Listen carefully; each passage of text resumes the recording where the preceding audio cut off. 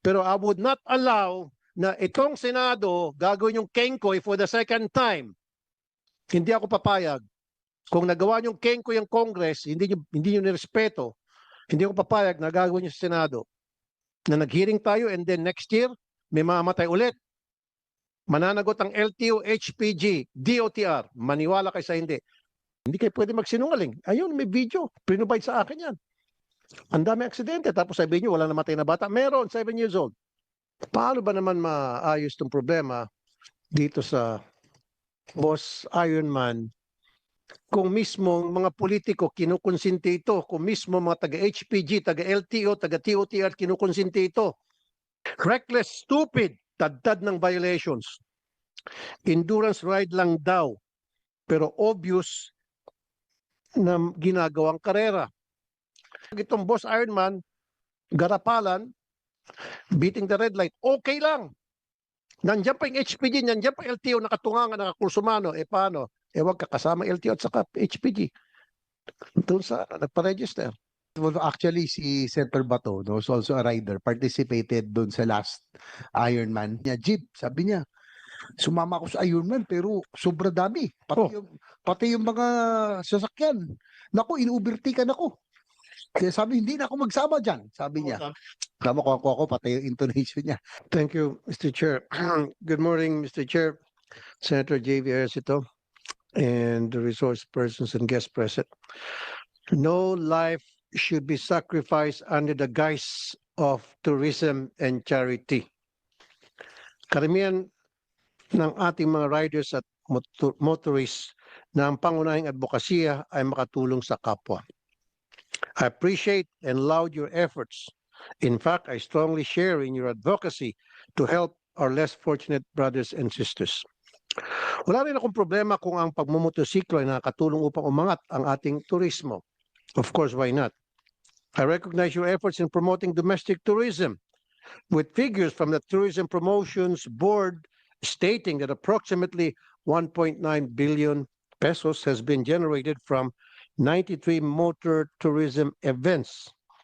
Salamat sa mga moto vloggers for showcasing local destinations, promoting food stalls, cafes, and boosting the sale of local products. At wala rin po akong pagtutol sa pagpapatibay ng samahan o camaraderie to organize rides. Karapatan niyo po yan, lalo na tayo mga Pilipino ay likas na palakaibigan, sociable at may malasakit sa kapwa. Ngunit, ang pagpapalago ng turismo ay hindi dapat nangangahulugang suwayin ang mga batas trapiko at baliwalain ang safety ng ibang tao. Ang papapatibay ng pagkakaibigan ay hindi dapat dinadaan sa pasikatan at payabangan. Higit sa lahat, ang pagtulong sa kapwa hindi dapat nauwi sa trahedya. Walang dapat nasusugatan at lalong-lalo na walang dapat namamatay. Nakarating po sa aking opisina at programa ang mga reklamo tungkol dito sa Boss Ironman Challenge. Mr. Chair, if you would allow me.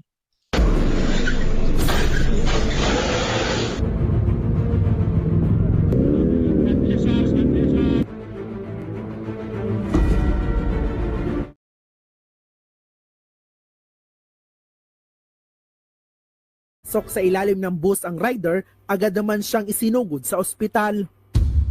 Habang sa Upper Capiton sa Maguindanao del Norte, nagsalpukan ang isang tricycle at motorsiklo, kasali rin ang rider sa naturang challenge. Iniimbestigahan din ang pagkasawi ng 7 taong gulang na bata dahil sa aksidenteng kinasangkutan din umano ng bus rider. Bago ipagpatuloy ang aking opening statement, kasi dinideny ng Boss Ironman na there's no such thing. Meron PNP, gusto ko ilabas niyo yung report. Yung pagkamatay ng 7-year-olds na bata. Nagsisinungaling sila. Okay? I want that report, HPG, provided to this committee immediately. Okay? Kung hindi, malilintigan kayo sa akin. Special LTO also. Ito pa ang masaklap Ito mga taga-LTO at saka HPG, imbis na kayo ay gagawa ng paraan na wala masusuway na batas trapiko, sumasama kayo. Kasama kayo sa mga miyembro. Kasama sila sa mga paligsahan. Marami sa kanila. Marami sa inyo. Malaman naman ko LTO, malilintikan kayo sa akin. paano ba naman saka isa pa, Mr. Chair, ang masakit dito, may mga kasama pang mga politiko. Kaya kasama mga taga-LGU. Paano ba naman maayos itong problema dito sa boss, tawag ito? Ironman.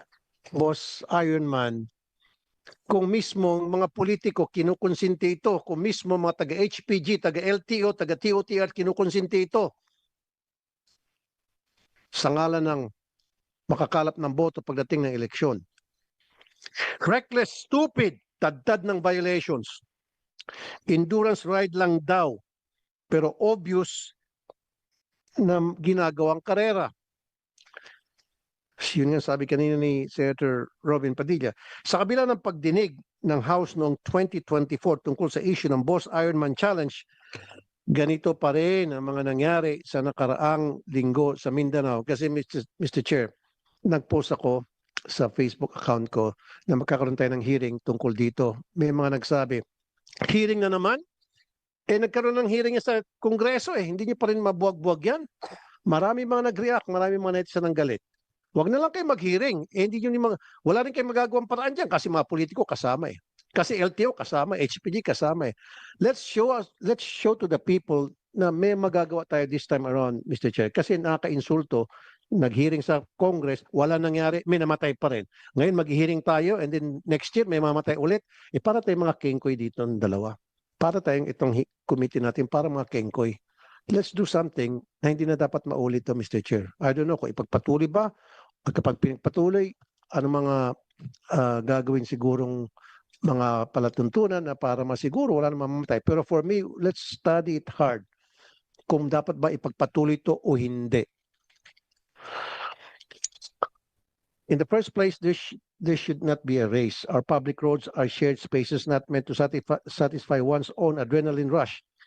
Magpapayabangan kayo ng motosiklo at ang galing sa pagpapatakbo na hindi kayo nakakaabala ng tao. If the goal is to stage an endurance race, then do it in a contained environment. Huwag sa open na highway at kalye na kung saan marami mga sasakyan, pedestrians, motorista na madadamay sa inyong pagmamayabangan, sa inyong kayabangan. Boss organizers also promised that they will implement reforms in the conduct of the event. Pero gusto ko malaman kung meron bang proper rider skills assessment at nagkakaroon ba ng sufficient background check on every rider's physical and mental fitness.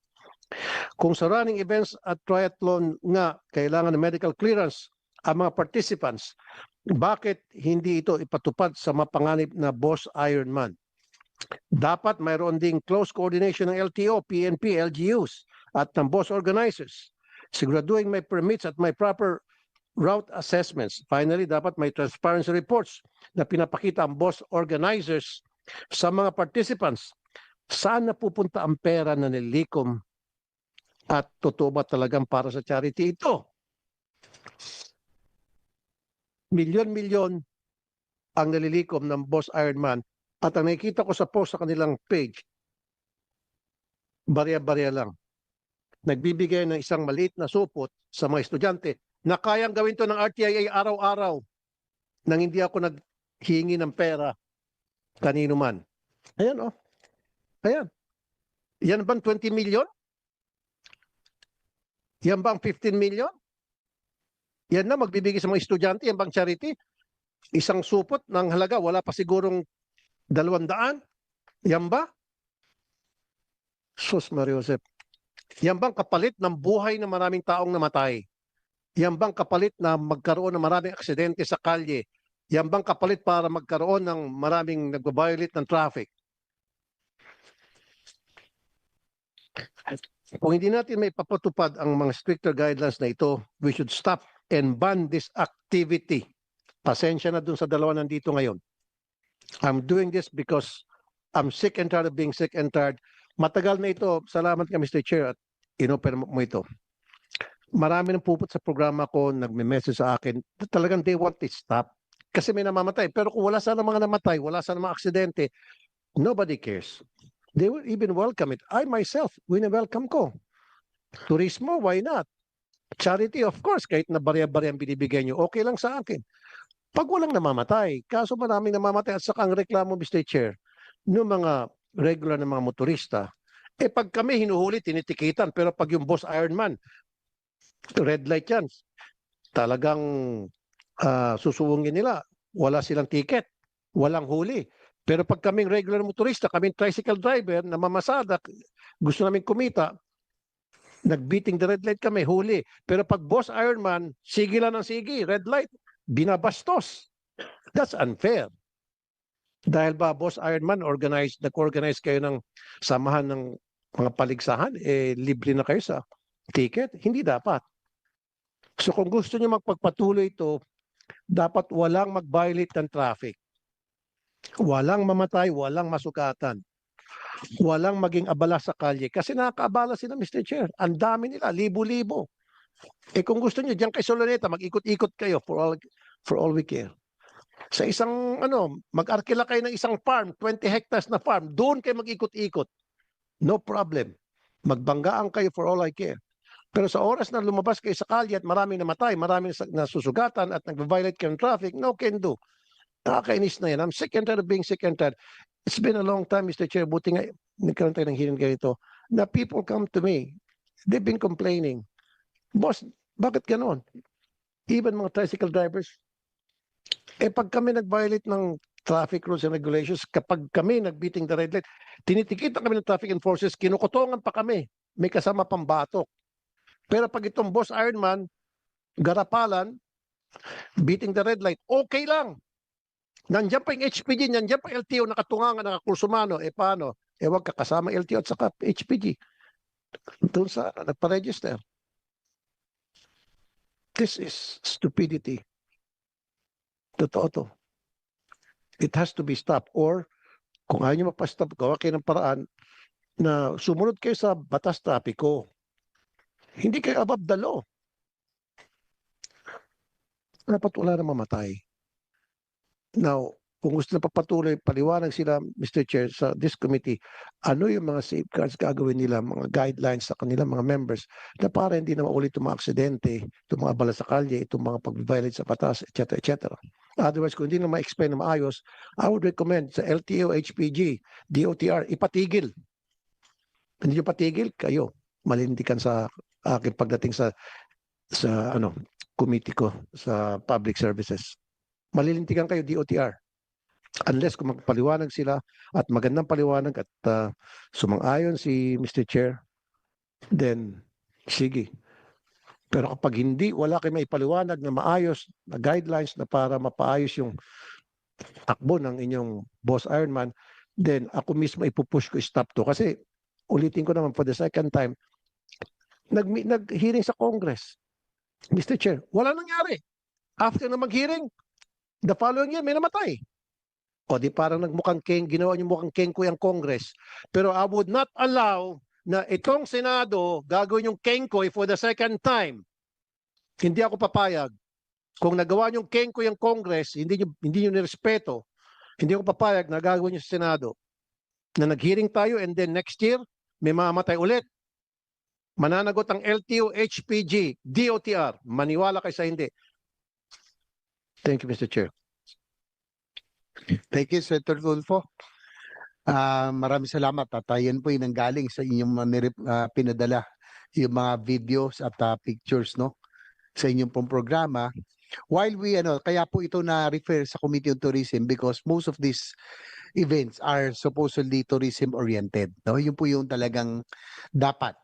And as a rider myself, of course, sabi ko nga, natutuwa ako, dumadami na yung camaraderie, okay po yan.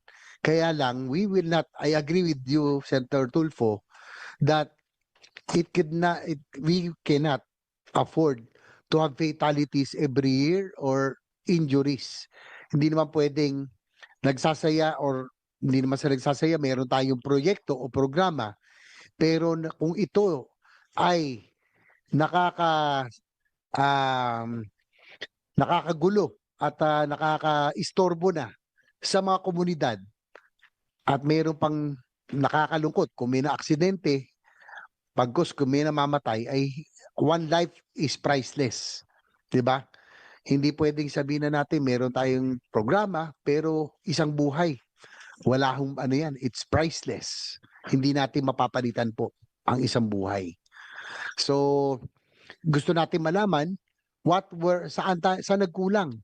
Bakit nagkaroon ng ganito mga aksidente pa rin? So we will also ask, siguro pupuntahan natin yung endurance riders na nag-organize din po ng iba kasi problema Senator Tulfo, yung pong mga ibang lesser known events ay mukhang doon may mga pustahan din. So gusto natin marinig sa kanila. Sa Boss Ironman, sa Boss siguro si Mr. Tolentino, Mr. Mangutara, just for the record, bago po ba nagsimula yung inyong event ng Ironman, were there briefings?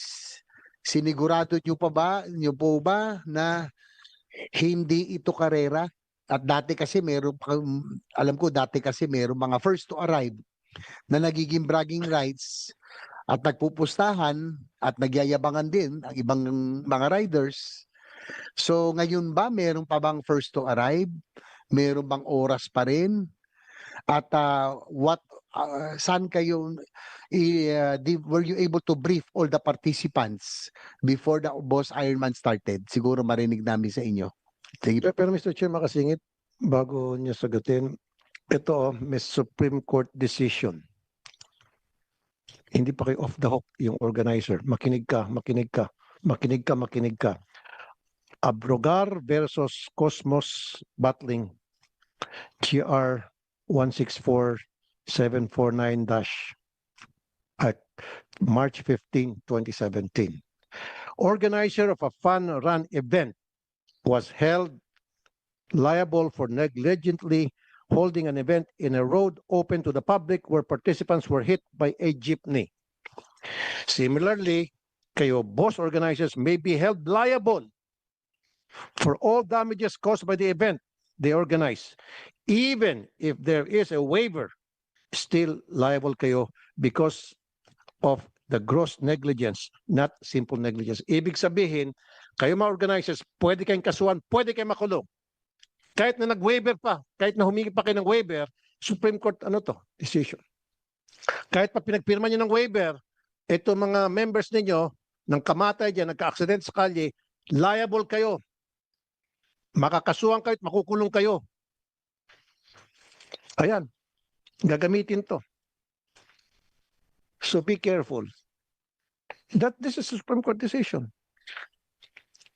Kasi ang nangyari, Mr. Chair, pinapapirma ng waiver na kapag may nangyari sa inyo, sa kalye, etc., wala kaming kinalaman, pananagutan.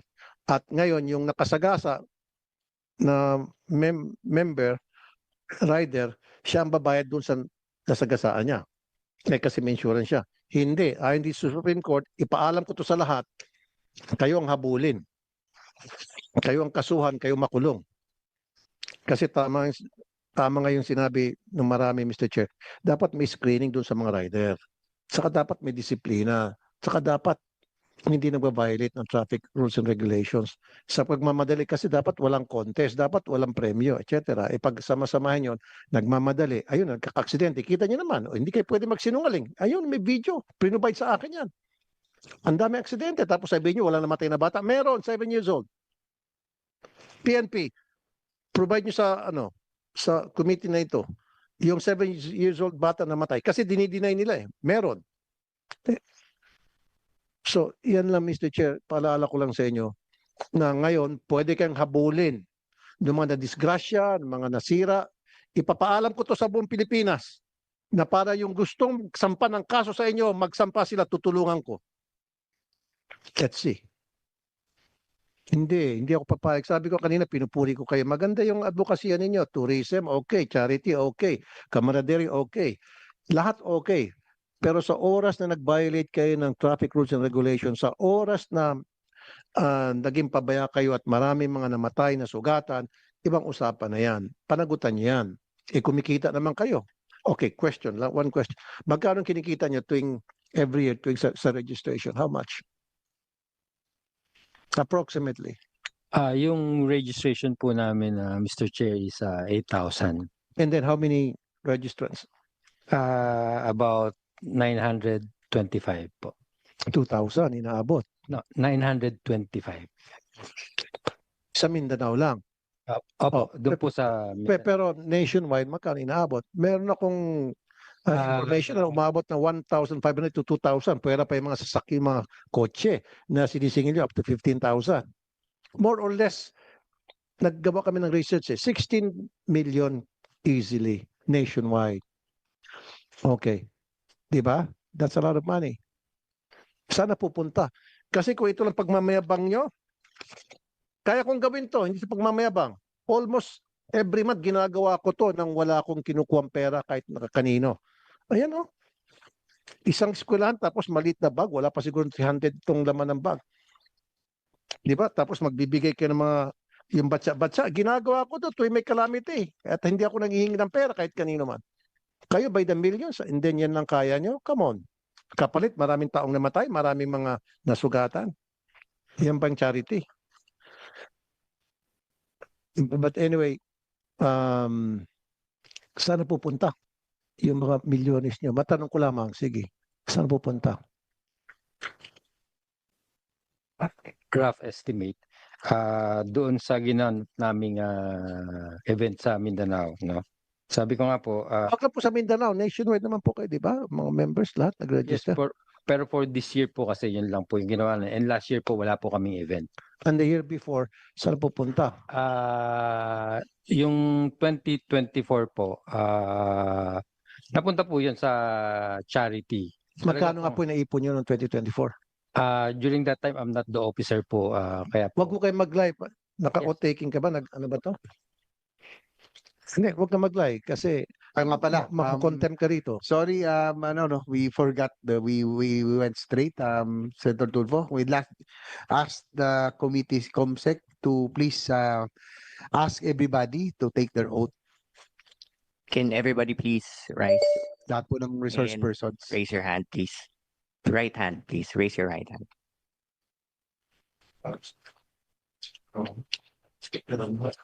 Do you swear to tell the truth, the whole truth, and nothing but the truth in this proceeding? Okay, let the record state, Mr. Chairman, that all resource persons present answered in the affirmative. Thank you. Siguro ngayon nakapag-oath na, siguro ang boss will give you the chance to answer yung pong query ni Senator Tulfo. I agree with Senator Tulfo, no, na while we are happy that we foster camaraderie among the riders, tourism, no, na dapat tinutulungan natin yung turismo, nag-i-enjoy, kaya lang the price that we have to pay kapag merong napeperwisyo, kapag merong na-injure, lalo na yung pong danadaanan, lalo na kung may namatay pa, no? A few years ago meron, that is that we cannot sacrifice anymore. So, yan ang gusto natin malaman kung saan nagkulang. Kung ipagpapatuloy, kailangan zero fatality na. Pero kung hindi mapapangako, I agree with Senator Tulfo, kailangan na talaga itigil to. Hindi tayo pwedeng maging perwisyo.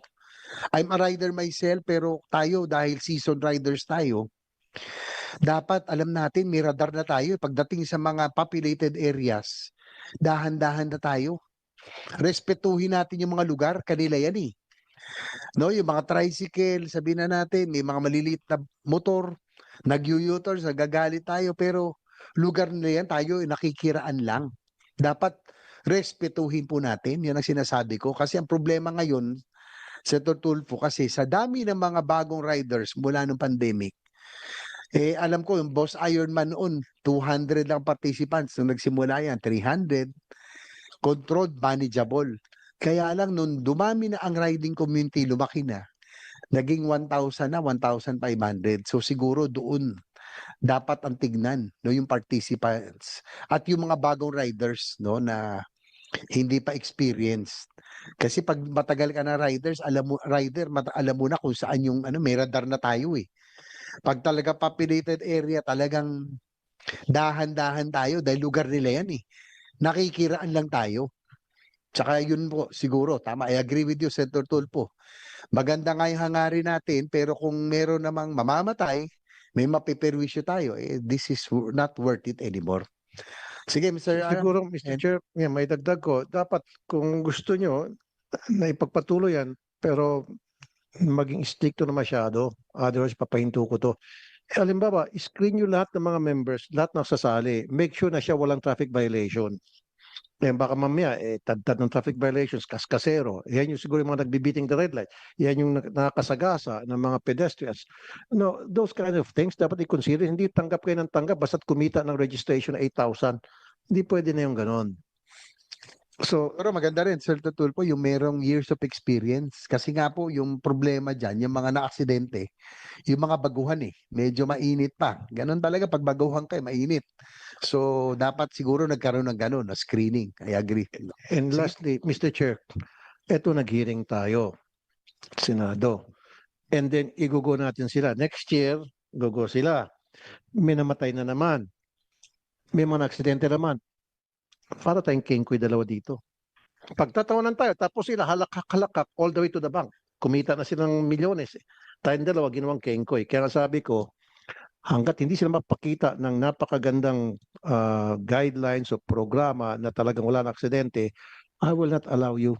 I will not. I'll do everything in my power legally. Sabihan ko yung DOTR, sabihan ko HPG, sabihan ko LTO, ipatigil kayo. Promise. Hindi na pwede. Kasi ayaw kong pagtatawanan tayo. Yung lower house, pinagtawanan Oo, pinagtatawanan. Ginawa niyo raw kengkoy. Dakdak ng dakdak yung lower house. And then, tinuloy nyo, aksidente ulit. Ngayon, dakdak kami na raw dito. Next year, may na naman mamamatay. Para kaming kengkoy. I'm not gonna allow that. So, sige po. Sana pupunta yung milyon-milyon yung kinikita. Yes po.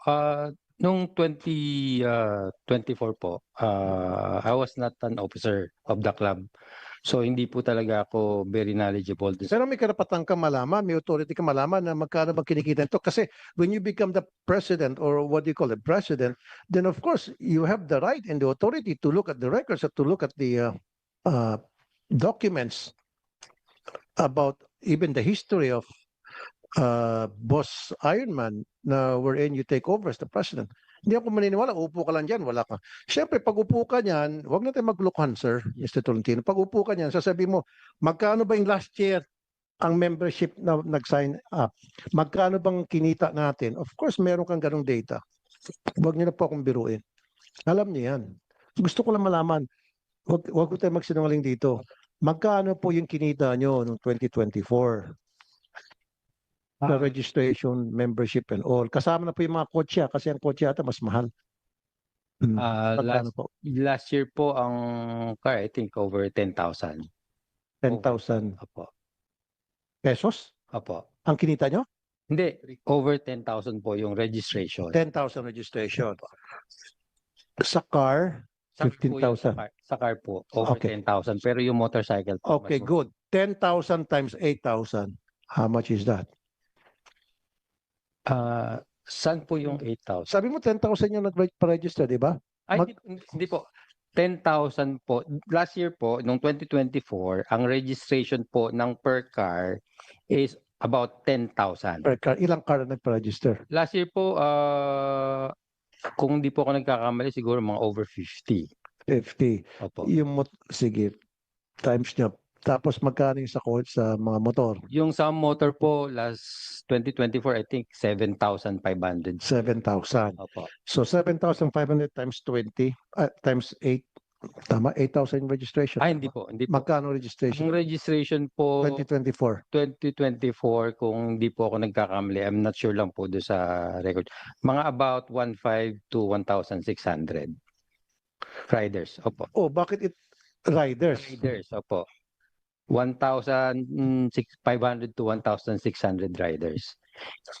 Okay, so 12 million, Opo. more or less. Hindi po kami umaabot ng more than 2,000. Okay, sige, 12 million. Paano po ginastos yung 12 million?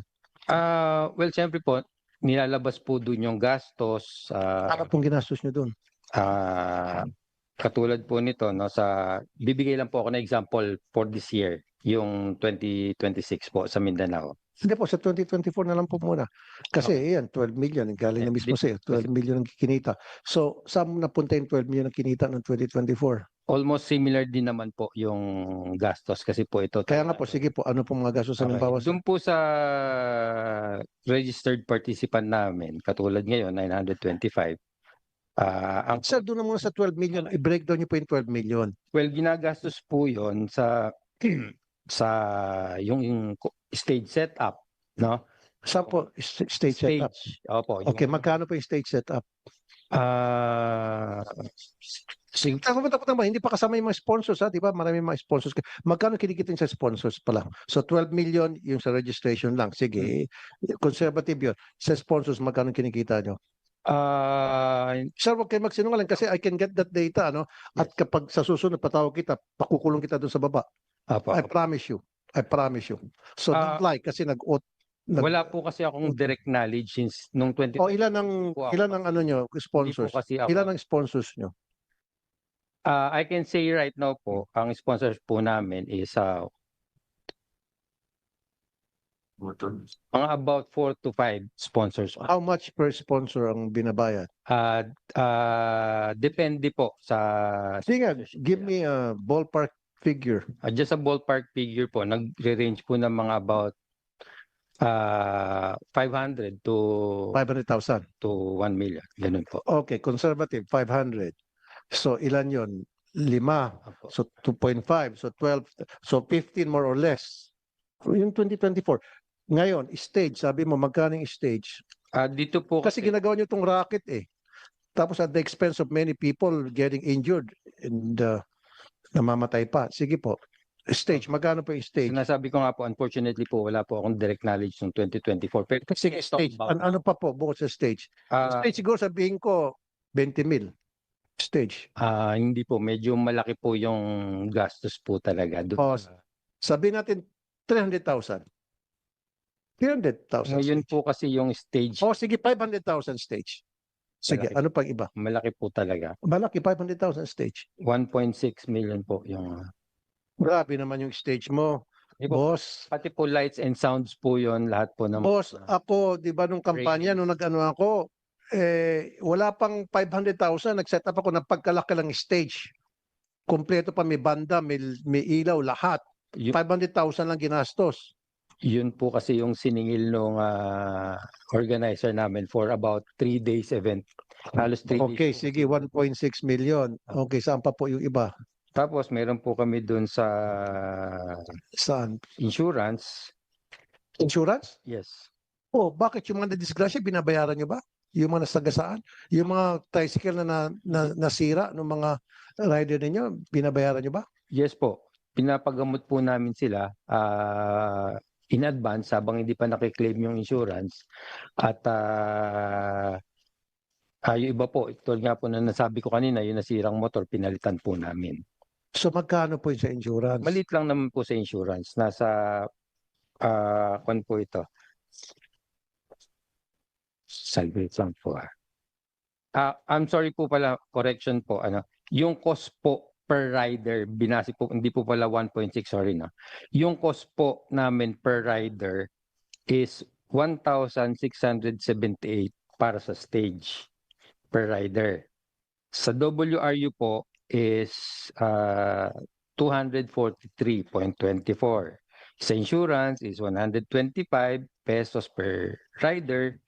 Sa collaterals po na ginamit namin lahat ng So magkano po in all, magkano po sa computation? ang total po per rider ng computation namin is Hindi, lahat yung nagastos, magkano inabot? Kawawa naman kayo, sir. Abonado pa pala kayo. 7,092,830. 7 million. Wala pa yung sa charity dyan. Apo, wala pa po yung charity. So charity, another 7 million. So 14 million ginastos nyo. So abonado pa kayo. But I don't believe you, sir. I'm sorry. I'm not saying you're lying, but I don't believe you. Huwag nyo naman kami gawing inquiry rito. Hindi naman kami mga pinanganak kahapon. Binublot nyo na lang lahat yan. Siguro, baka hindi kayo. Baka yung mga organizers nyo. Kaya kanina, nahirapan kasagutin sa unang tanong ko. Sabi mo, wala pa ako dito. Yun yung pinaka-convenient answer. I wasn't the president back then. Kamo, wag na po tayo maglokohan. Parang kumikita kayo dito ng malaki. And yet, tinitipid yung pagbibigay sa charity. Namimigay po ako ng charity. Hindi naman sa pagmamayabang on a regular basis. Ito mga charity nyo, barya lang to sa akin. Totoo. At wala akong hiningin pera kahit kanino, sarili kong pera. At kayo, meron kayong milyon-milyones, tapos ito lang kaya nyo? Come on. Huwag na tayong maglokohan. But anyway, sige, pinapalabas niya, Mr. Chair, bloated masyado yung mga amount as para bang abonado sila, kawawa naman. Nakakaawa naman kayo, abonado pa pala kayo. But anyway, sir, last na naman, Mr. Chair. Ano, kung sakali man papayagan kayo ni Mr. Chair ng komite na ito, na ituloy nyo pa rin yung inyong boss Ironman Challenge, ano yung mga programang ilalatag ninyo para masiguro hindi na maulit yung mga nakaraang mga aksidente, pagbabiolate ng traffic rules and regulations, yung mga gulo? Ano halimbawa, meron ba kayo? Yes, Mr. Chair.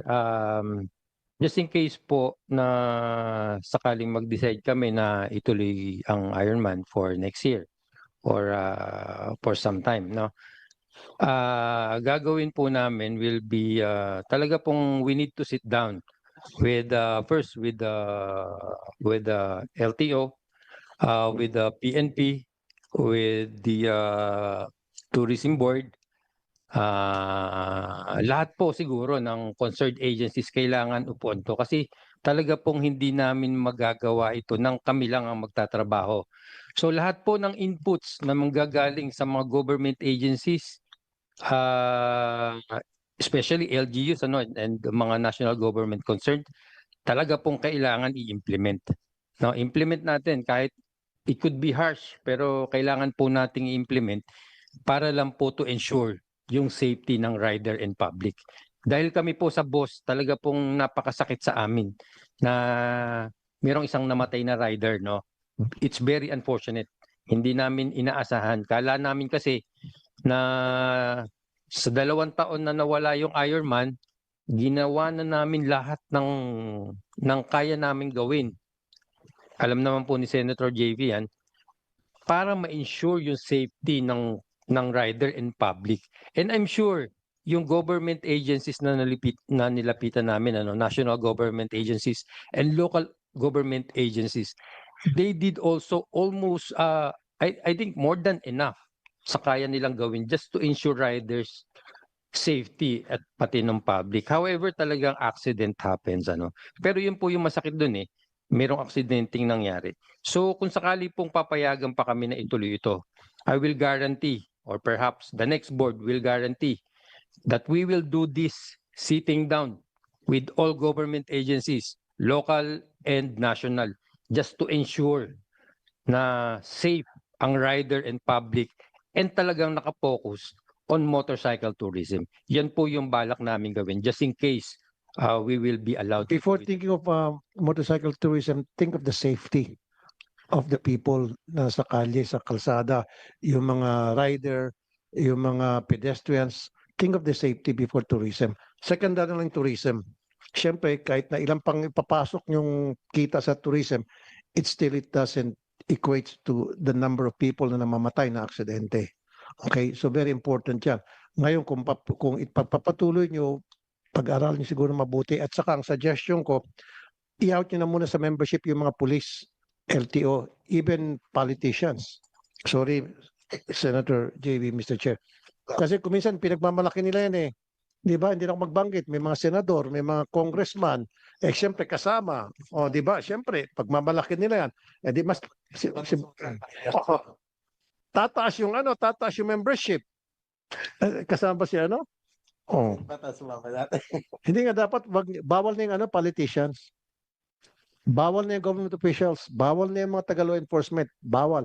Tapos, quality over quantity. Kahit na kunti lang kayo, balik nyo sa dati, 200 lang versus ngayon, libo-libo. At least mas madaling control, manageable. Huwag na yung libo-libo. Tapos dapat well-disciplined, well-screened yung lahat ng participants. Hindi yung wara-wara, basta't kumita lang.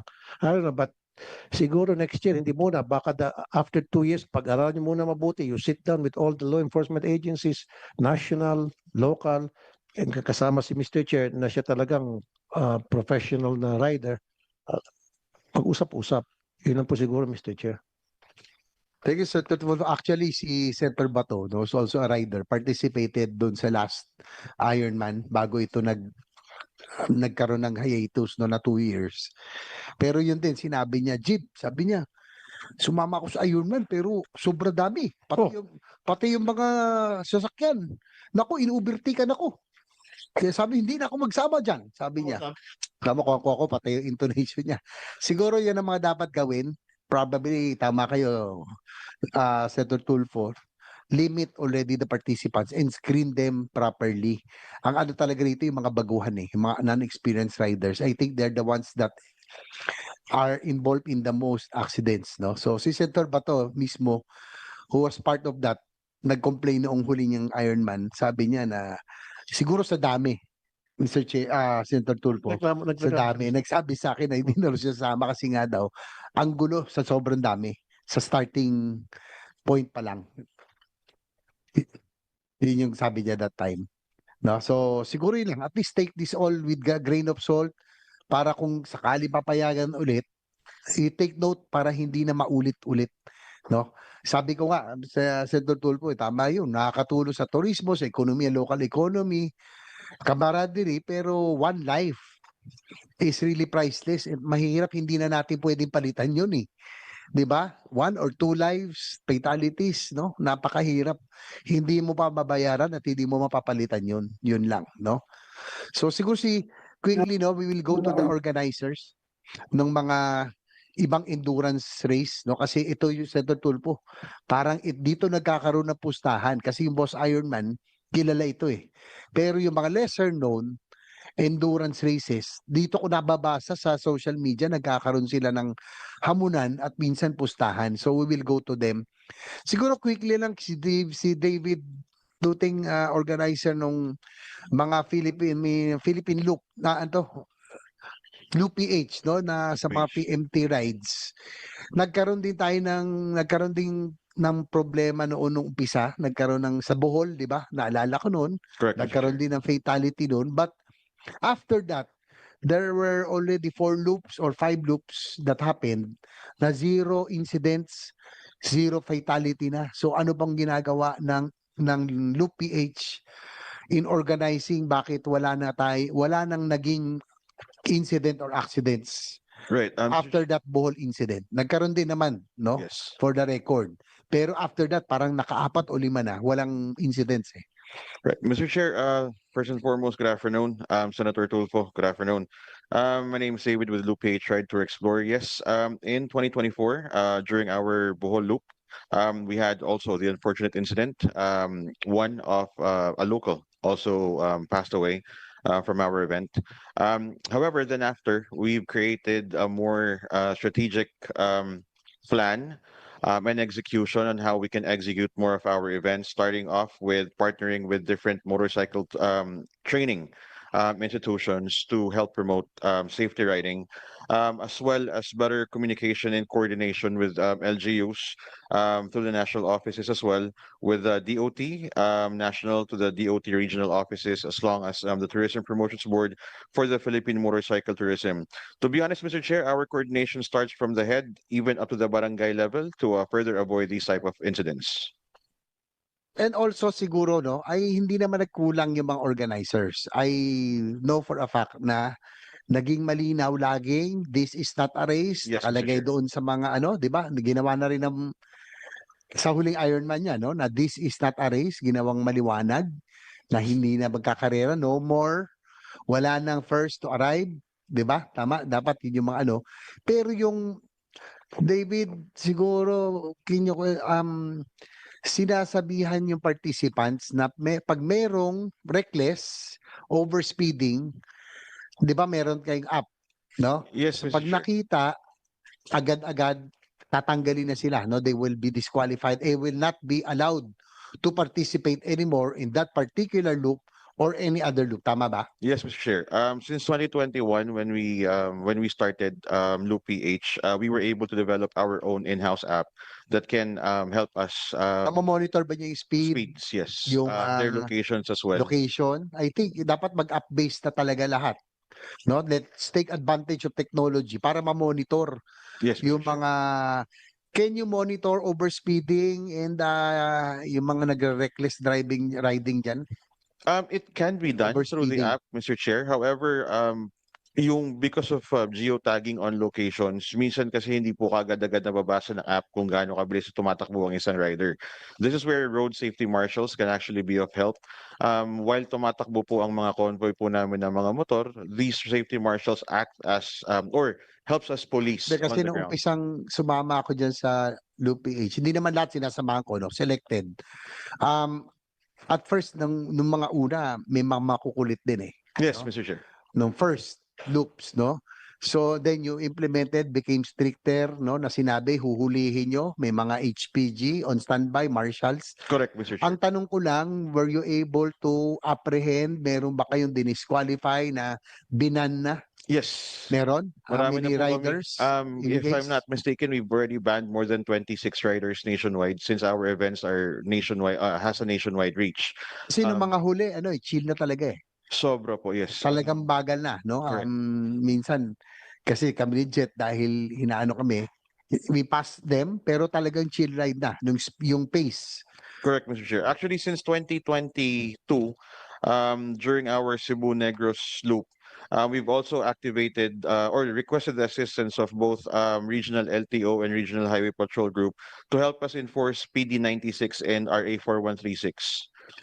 So may app-based ang ano ba? Ang boss, will you ano, meron na ba tayong app-based ginagamit para ma-monitor yung riders? Meron ba kayong ano, or probably kung sakali dapat siguro maano niyo consider?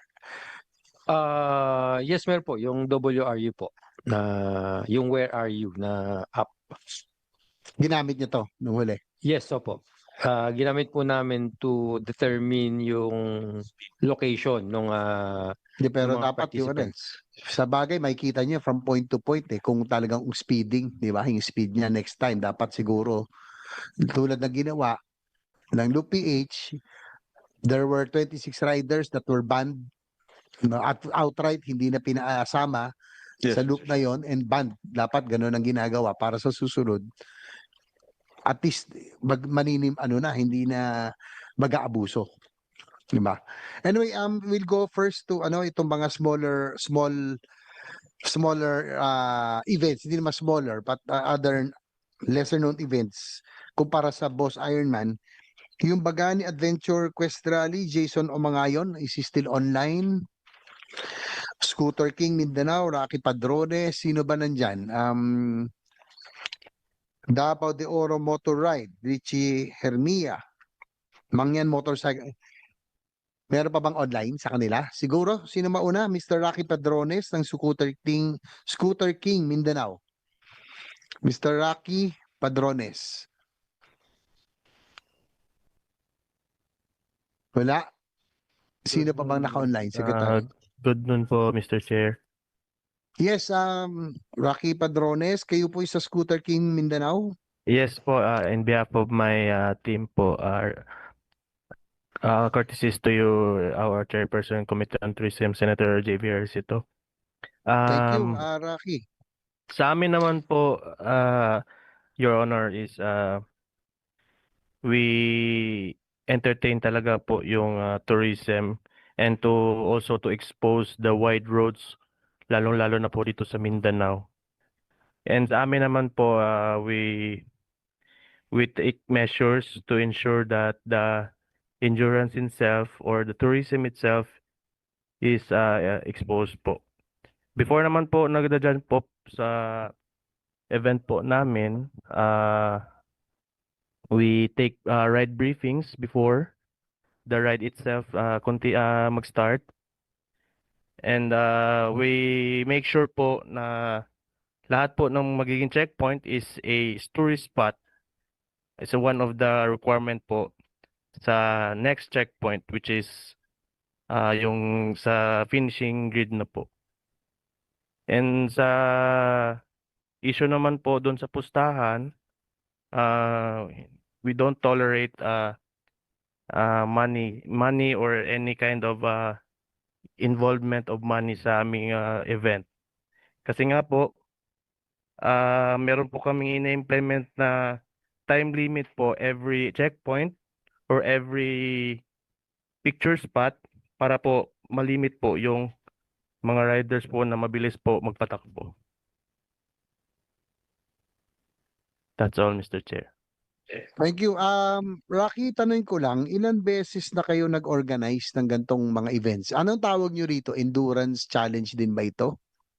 Sa amin naman po, Mr. Chair, we treat it as a tourism ride. We are in 2 years po in organizing this event, and marami na din po kaming na entertain na events, mga small events lang po. Parang nagsasubcon po kami, parang manpower din po to gain experiences from them po. And then yung kami naman po nag-organize ay ina-apply naman po namin yung mga good sides, and tinatanggal po namin lahat po ng mga bad sides din po sa endurance or sa this kind of events. Rocky, ilan po yung participants nyo sa inyong mga event? Usually naman Ilan po, yung- Mr. ilan ang Chair, riders? nililimit naman po namin sa 200 to 300 participants po. Kasi tulad po dito sa amin, kahit malalaki po yung mga highways namin, hindi naman po namin kayang ma-coordinate po lahat ng mga riders.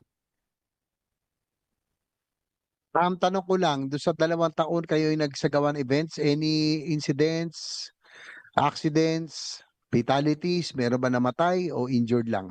So far, Mr. Chair, I am proudly to say that wala po kaming casualties or any fatalities po na nangyari po sa mga events namin. And all our Sabi mo events, kanina, no? Ay, sabi mo kanina na ang trust nyo is tourism. Were you able, did you coordinate with the Department of Tourism or sa mga regional office tungkol po dito?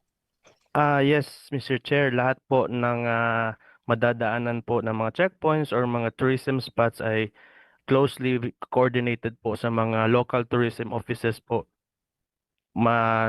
First of all, lahat po ng mga may ino-offer po yung mga tourism na pwede pong gawing checkpoint, like sa mga mangrove, sa mga coastals, yun po yung ginagawa namin checkpoint para naman po ma-explore or ma-discover ng mga riders po na meron pong ganong mga sceneries po.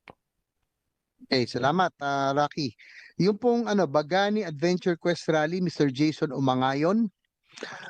Online pa, Jason Umangayon.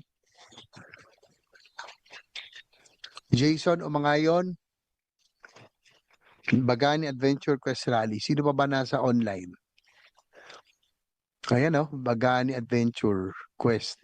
Jason? Jason Umangayon, hindi naririnig eh. Yes, Jason? Nakamute yata. Or may mic ka ba, Jason?